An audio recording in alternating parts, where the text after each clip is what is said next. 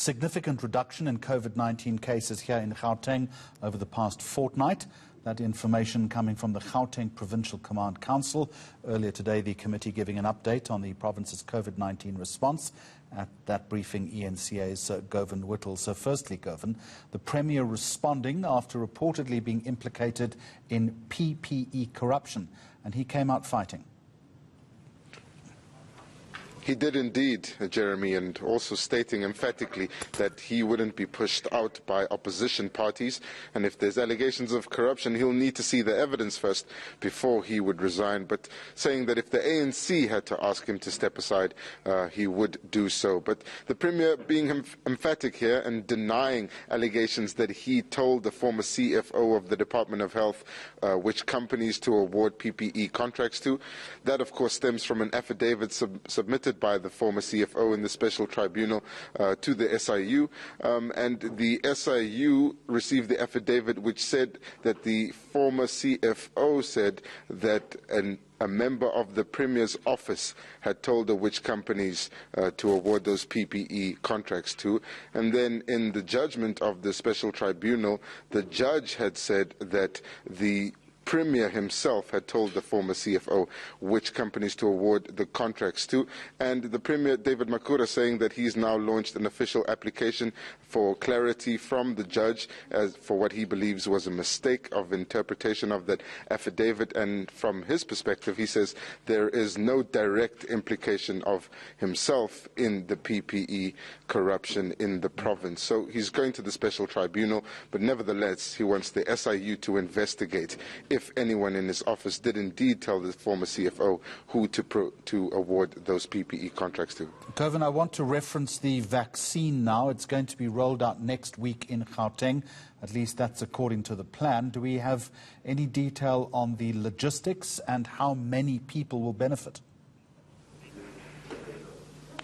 So the Gauteng government has a target of 60,000 at least, or 67% of the population which should be vaccinated, and that equates to about 10 million people in Gauteng, and they're hoping to get that number of people vaccinated over all three phases. But for the initial phase, which they say they'll be ready to start by next week, within a few days of the vaccine arriving on Monday, they will first target healthcare workers, and they believe that if they can vaccinate a majority of people who are more susceptible to contracting serious diseases, that they would be able to protect a significant part of the province through doing that. So the Premier says that there won't be any service providers that will be contracted to roll out the vaccine through the public health institutions. Those would be hospitals and clinics, more specifically with the nurses who currently administer the vaccinations for newborns, who will be tasked with administering those vaccinations. But he says that it'll be an entirely different case for the private health sector, which will also receive its consignment of vaccines. Remember that the President has announced that they have also set up a private health coordinating committee at provincial levels to make sure that the vaccines are distributed. But the Premier is confident that they'll be able to get this vaccine rollout underway within a few days of the vaccine arriving in Gauteng. Let's have a look at what he had to say. The vaccine will arrive on Monday. It will go through a process and it will reach provinces within a week or so, up to a maximum of 14 days beyond that in the province. So what have we done as a province? And this I'm just deliberately showing because we have all the what's been as a planning.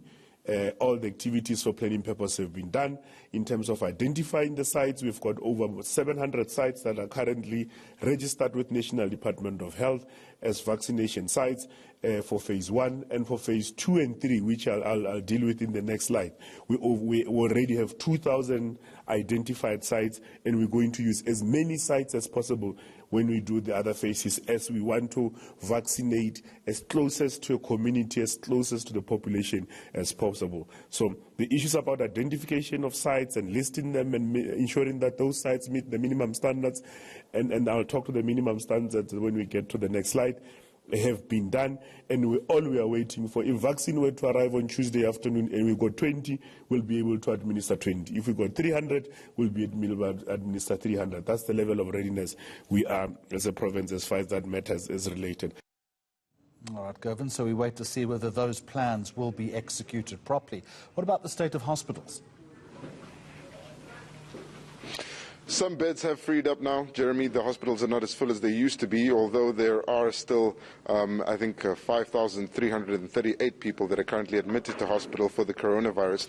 Of that, about 1,400 of them are receiving high care that would either be on ventilators or in the ICU units, and a lot of them still need oxygen. So the Premier cautious here, Jeremy, saying that they starting to see some space freeing up in the hospitals, but they believe that those beds are only available because the ban on alcohol has freed them up, because there's no one in there for trauma associated with alcohol. But they also have at least 400 beds that are still available at the Nasrec facility, and then they'll be getting 1,500 more intensive care beds that will open up at the Anglo Gold Ashanti facility, which was set up in partnership with the Gauteng Provincial Government and the mine over there, and that'll be for high care as well. So it seems as if the situations at the hospitals are starting to look a little bit better.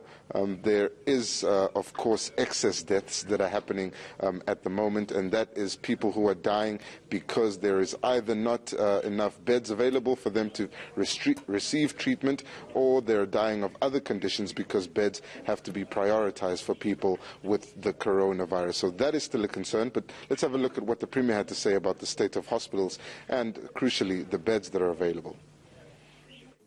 By the beginning of February, as we start the new month, we will have an additional 925 critical care beds added. We had said by the end of this month, which is January, we will add additional critical care beds, so 925 of them. Those are the two numbers that the MEC was talking about. Before I conclude, I want to share with you how many people we have in hospital. Dr. Mary Kaunga showed the weekly numbers. So how many people do we have admitted in Gauteng hospitals in both the private and the public sector? As of now, these are the latest numbers. It's a very, very important indicator also of where the pandemic is. So, and we have to countenance all the other numbers that are going down. It's still very important to say we still have 5,338 people admitted in our hospitals as we speak.